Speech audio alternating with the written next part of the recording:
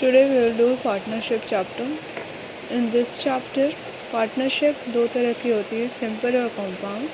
Simple वो होती है जिसमें डिफरेंट कैपिटल मतलब अलग अलग पैसे दिए गए हैं सेम टाइम के लिए या सेम पैसे दिए गए हैं डिफरेंट टाइम के लिए. और कंपाउंड वो होते हैं जहाँ पे डिफरेंट पैसे दिए गए हैं, डिफरेंट कैपिटल है डिफरेंट समय के लिए. ठीक है. पार्टनर्स दो तरह के होते हैं, एक्टिव पार्टनर्स और स्लीपिंग पार्टनर. एक्टिव पार्टनर्स वो होते हैं जो पैसे एक बिज़नेस में इन्वेस्ट करते हैं और साथ ही साथ उस बिज़नेस में अपना योगदान भी देते हैं और उनके एक अलग सैलरी होती है बिज़नेस प्रॉफिट के अलावा. ऐसे लोग को एक्टिव पार्टनर्स कहते हैं. स्लीपिंग पार्टनर्स वो होते हैं जो सिर्फ अपने पैसे इन्वेस्ट करते हैं और वो बिज़नेस के एक्टिविटी में कोई हेल्प नहीं करते. प्रॉफिट क्या होता है? प्रॉफिट आपका कैपिटल इनटू टाइम होता है. उसी तरीके से आप कैपिटल को प्रॉफिट बाय टाइम लिख सकते हैं या टाइम को प्रॉफिट बाय कैपिटल कर सकते हैं. अब अगर XYZ 3 लोग हैं और तीनों के अलग अलग कैपिटल है और अलग अलग टाइम के लिए उन लोगों ने इन्वेस्ट किया है, तो आप प्रॉफिट निकाल सकते हैं C1 इंटू T1 का जो रेशियो होगा C2 into T2 C3 into T3. अब जो प्रॉफिट या फिर लॉस होगा वो डायरेक्टली प्रोपोर्शनल होगा कैपिटल के और टाइम के. ठीक है. अब डिफरेंट टाइम पीरियड्स के लिए अगर डिफरेंट लोगों ने पैसे जमा किए हैं, तो अगर A ने एक टाइम पीरियड टोटल T के लिए जमा किया है तो A इंटू T हो जाएगा. B ने B1 जो पैसे हैं उसको T1 टाइम के लिए जमा किया, मान लीजिए 1000 रुपये 6 महीने के लिए और फिर 1000 रुपये अगले 6 महीने के लिए, तो B2 इंटू T2. तो B क्या है? ट्वाइस इन्वेस्ट कर रहा है, 2 बार इन्वेस्ट कर रहा है और 2 डिफरेंट टाइम पीरियड के. अब कंपाउंड पार्टनरशिप के बेसिस पे एक क्वेश्चन हो जाए. क्वेश्चन है कि जो प्रॉफिट का शेयर है वो 2, 5 और 7 है और जो टाइम है वो 3, 4 और 6 मंथ्स के स्पैन में है. ठीक है. तो सबसे पहले हम लोग प्रॉफिट इनटू टाइम को कैपिटल आपको निकालना है, तो कैपिटल निकालने के लिए प्रॉफिट बाय टाइम कर देंगे. आप नीचे वाले का LCM ले लेंगे जो कि 12 है और फिर इस सारे का रेशियो निकाल देंगे कि कैपिटल का क्या रेशियो. क्वेश्चन नंबर 2 है एक्टिव पार्टनर्स के ऊपर, जहाँ पे A एक्टिव पार्टनर है, B आपका स्लीपिंग पार्टनर है. तो A और B के कैपिटल का रेशियो 7:10 है और दोनों सेम टाइम पीरियड के लिए इन्वेस्ट करते हैं, तो उनके प्रॉफिट का रेशियो 7:10 है. इन दोनों के बीच 3 यूनिट का डिफरेंस है. आप जैसे कि देख सकते हैं कि A को एडिशनल 100 रुपये पर मंथ का पैसा मिलता है, तो इस हिसाब से ईयरली इसको 1200 रुपये मिलेगा. तो 3 यूनिट का वैल्यू 1200 है, तो 1 यूनिट का वैल्यू 400, तो 17 यूनिट का वैल्यू कितना हो जाएगा? 17 यूनिट कैसे होगा? 10 + 7 17 यूनिट हो गया, जिसका वैल्यू हो जाएगा 6800. टोटल प्रॉफिट 6800 + 1200 जो इसका एडिशनल सैलरी था, टोटल 8000 हो जाएगा. अब नेक्स्ट क्वेश्चन का टाइप है हमारा बेस्ड ऑन प्रॉफिट डोनेशन. ठीक है. ये A और B का कैपिटल का रेशियो 5:3 है और 10% प्रॉफिट को डोनेट कर दिया जाता है. B का शेयर अगर 900 है तो टोटल प्रॉफिट कितना?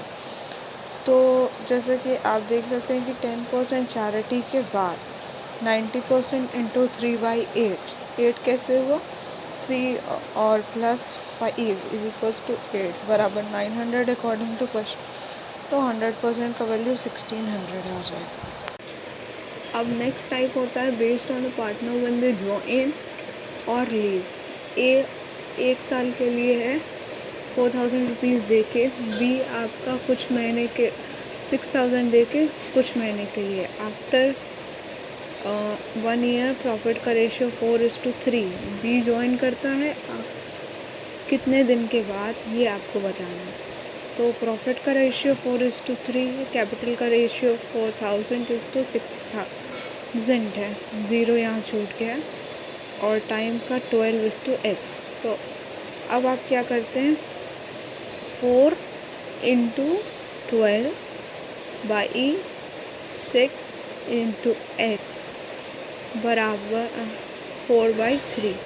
तो x का वैल्यू 6 आ जाएगा। रेशियो से भी अगर आप सॉल्व करोगे तो आपको x का वैल्यू 6 आ जाएगा। अब नेक्स्ट टाइप का प्रॉब्लम वो होता है जब कुछ पैसे को कैपिटल में से कोई पैसे विड्रॉ करता है या फिर ऐड करता है।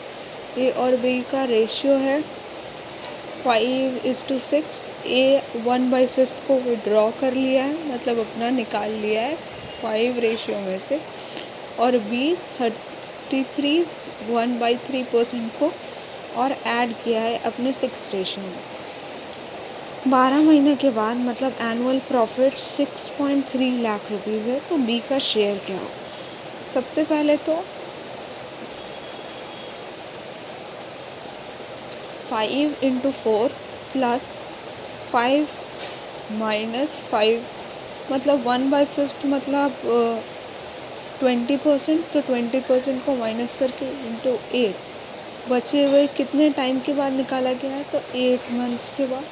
तो ये 8 × 8 कर दिया गया। यहाँ पहले 5 × 4 मतलब स्टार्टिंग के 4 मंथ्स के लिए। यहाँ सिमिलरली बी के वैल्यू को भी आप देखें तो 6 × 4 स्टार्टिंग के 4 मंथ्स के लिए, प्लस अब ये 1/33 मतलब 1/3, ये जो 33 1/3 का वैल्यू 1/3 होता है, ठीक है। तो इसको प्लस कर देते हैं, तो इसका रेशियो जो आता है वो 52:88 आता है, जो कि 13:22 आता है। तो टोटल को ऐड करने पे 35 की वैल्यू 63 आ रही है, तो 22 की वैल्यू हमें निकालनी है। तो 22 का वैल्यू क्या होगा, 63/35 × 22, जो कि 3.96 लाख है। अब जो लास्ट टाइप है based on the profit shared, okay, जब प्रॉफिट को शेयर किया जाए इक्वल। ए और बी के कैपिटल का रेशियो आप देख सकते हैं अलग अलग है, और 60% प्रॉफिट को हम लोग शेयर करते हैं इक्वली। उसके बाद अकॉर्डिंग टू इन्वेस्टमेंट कौन कितने पैसे दी, इसके अकॉर्डिंग बी को 1144 रुपीज़ ज़्यादा मिले, ठीक है। तो सबसे पहले हम लोग देखेंगे कि हम लोग एक यूनिट का वैल्यू को 1000 में, ए और बी का रेशियो कितना होगा, ए और बी का रेशियो 115:75 होगा। इसको फर्दर सिंप्लीफाई करने पे ये 23:15 हो जाएगा। दोनों के बीच का डिफरेंस 8 यूनिट। 8 यूनिट्स का वैल्यू 1144 है, जो कि 143 टाइम्स है। तो अब टोटल का क्या वैल्यू हो जाएगा, 58 टाइम्स का वैल्यू हो जाएगा, 38 का वैल्यू इंटू 143 कर देंगे, तो 5434 हो जाए। तो अब हम देख सकते हैं कि ये 100 रुपीज़ का हमारा टोटल प्रॉफिट हुआ, जिसमें 60% के प्रॉफिट को इक्वली 30-30 बांट दिया गया, और बचे हुए 40% प्रॉफिट को आपके इन्वेस्टमेंट के अकॉर्डिंग डिवाइड किया गया। तो 40% जो इन्वेस्टमेंट के अकॉर्डिंग डिवाइड किया गया, उसकी वैल्यू कितनी है 5434, जो कि हमने ऊपर ऑलरेडी निकाला हुआ है अकॉर्डिंग टू कैपिटल। तो 50%,